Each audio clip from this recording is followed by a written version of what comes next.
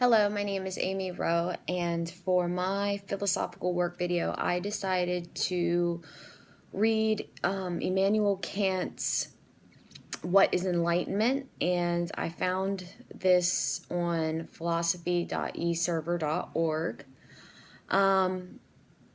And it was written on the 30th of September in 1784.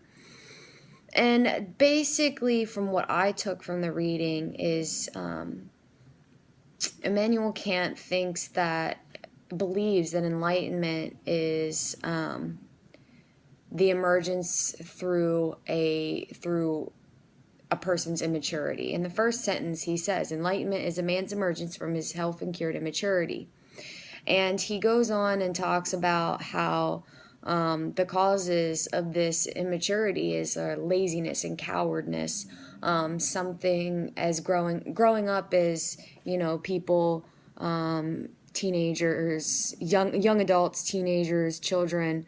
We often are relying on people around us to make the better decisions, and we don't learn how to think on our own. So Immanuel Kant believes that the fastest way to attain enlightenment is to gain a freedom, a freedom from this immaturity, the ability to start learning to function and think on your own, and the courage to think out loud.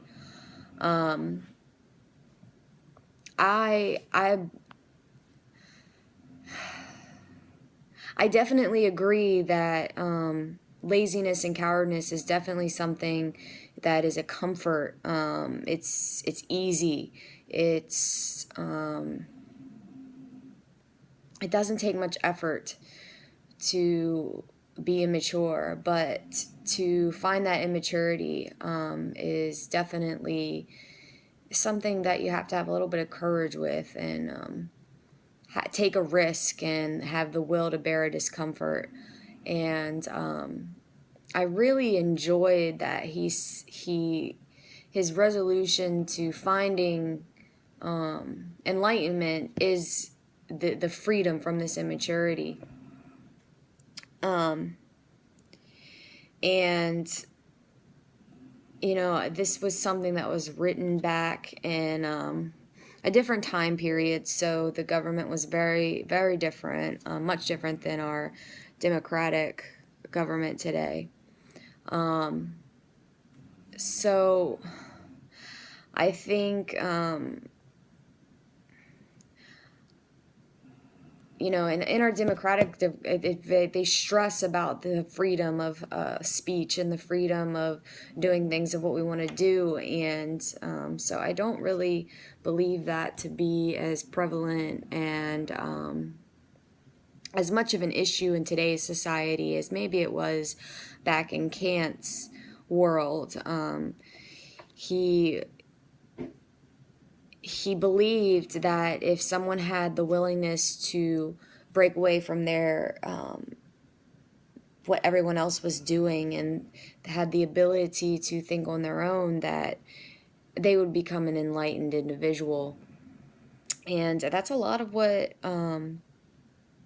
our society today discusses, the freedom to think on our own.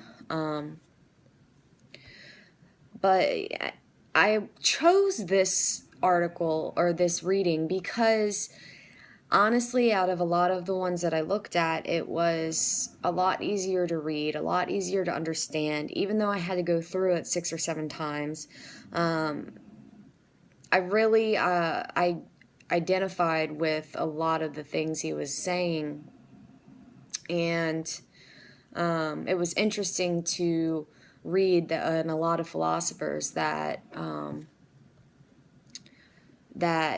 criticize and argue his ideas, because I think the aspect to finding enlightenment